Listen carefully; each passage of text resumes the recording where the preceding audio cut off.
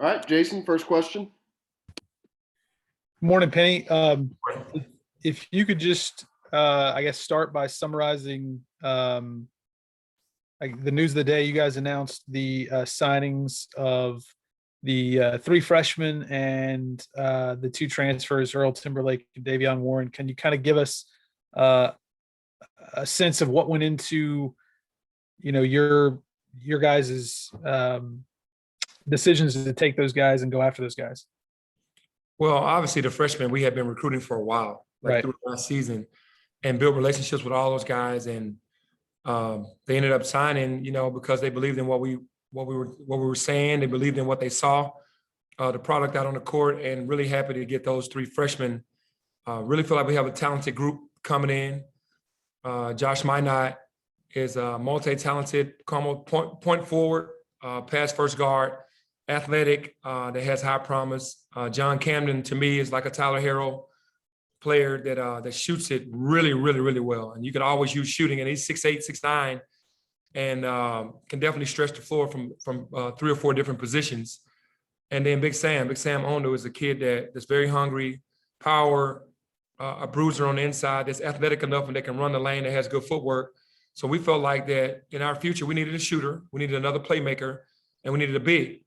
Not knowing Moose's future when it came to the NBA, we knew that we were going to need backup. We already had Malcolm Dandridge, and then to get Big Sam was also a blessing. And then to go out and get Davion Warren, really good player. We did our research on him. Talked to a lot of coaches in that conference about him. Finished second in defensive player of the year voting. One player of the year. I think led the conference in steals, points, and assists. So I think that he's just a kid that's and being a senior, a 1-year deal for a guy that's a veteran, 6'6", has length, playmaker that can score, that can get past people. I thought that was very important for us to get him as well. And then Earl Timberlake, what can you say about Earl? He's a promising point forward, that two-way player, might be the best two-way player in college, defending the basketball, toughness, and then also being a mismatch problem on the offensive end. So for us, we wanted to go out there tougher, where our kind of like how our system is with pressing. We wanted hard-nosed, tough kids, and I think we got that in these 5 kids as far as coming in to our program. And you've still got a few spots, I guess, to play with. Would you say I think it's 2 or 3. How many more spots do you have? 2. Okay.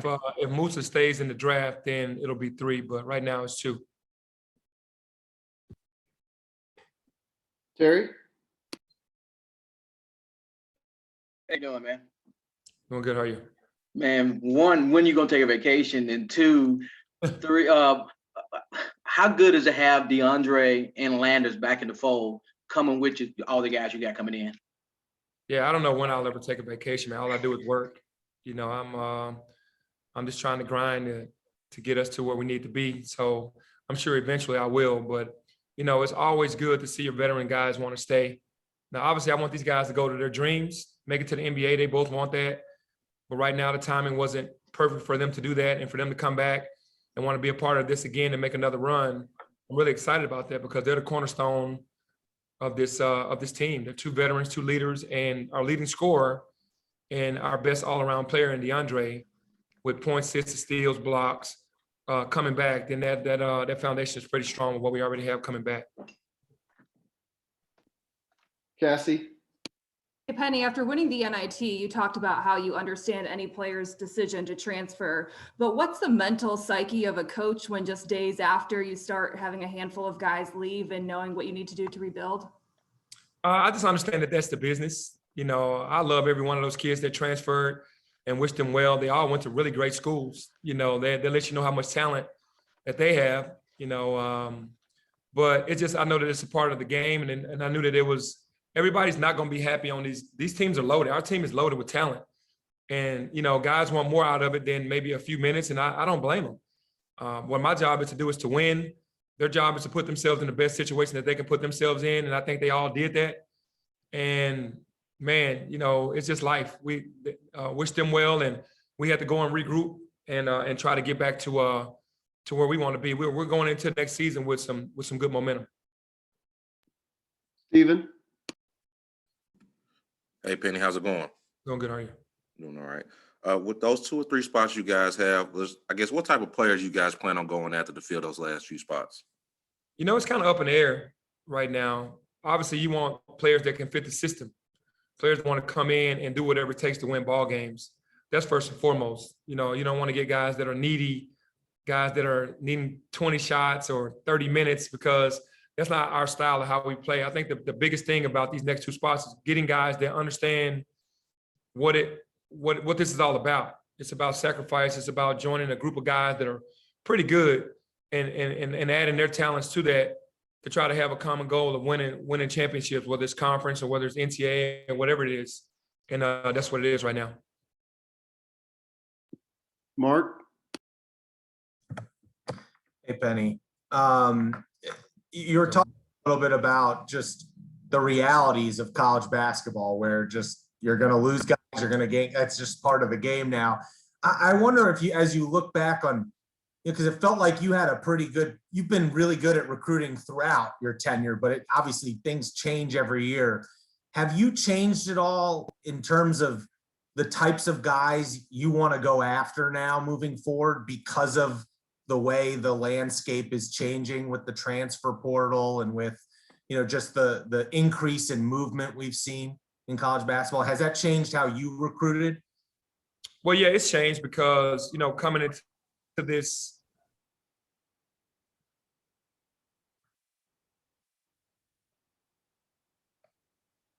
that I knew, and I really didn't know a lot of veterans. And then being around the league for a while, around college basketball, you start understanding that you need veterans.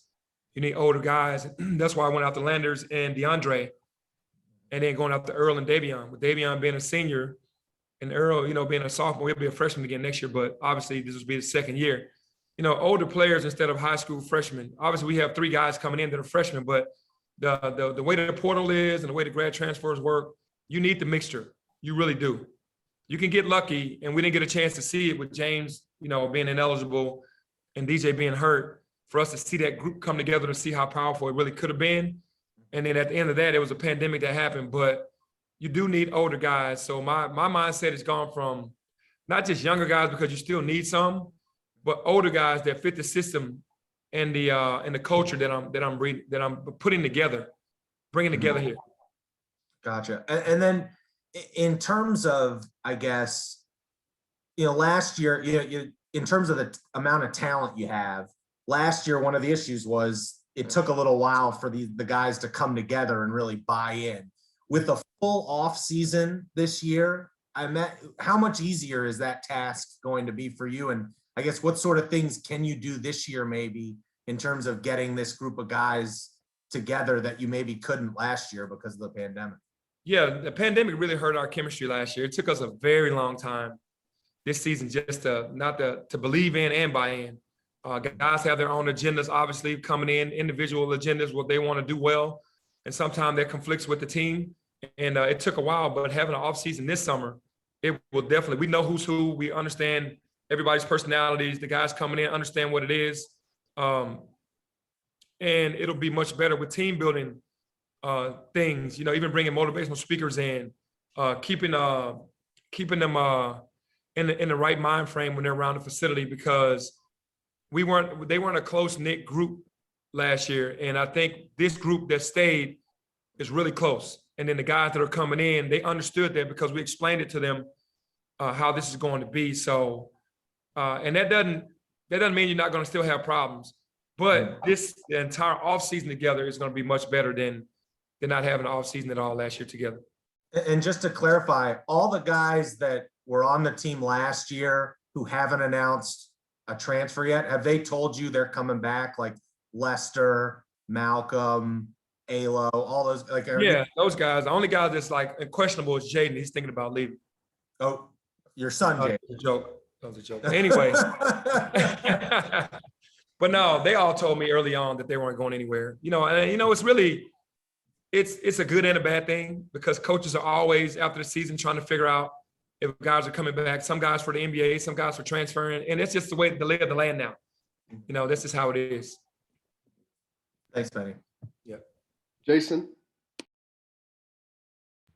Penny, speaking of the offseason, it sounds like the recruiting dead period is going to end here pretty soon.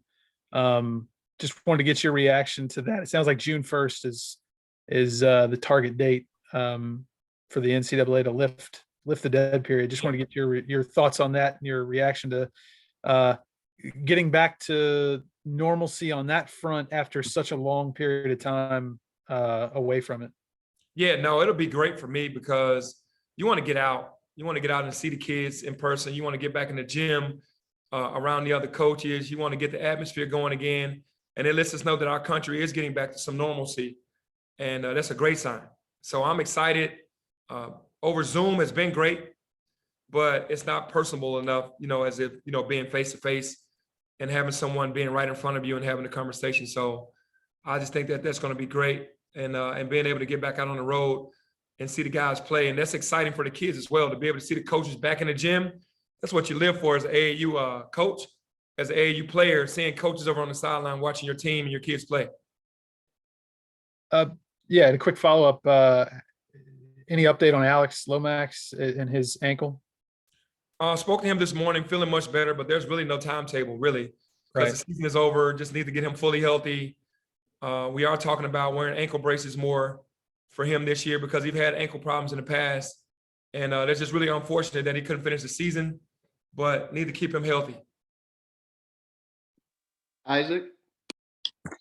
Hey, Coach, we talked a lot about the player movement so far this morning. As far as the staff, we've kind of heard some rumors that the schools are coming after strength and conditioning coach Darby Ritz. Is he currently still on staff? Yeah, he's still on staff now, but I encourage all of my staff to live out their dreams, to be honest with you. My coaches, we're trying to get them to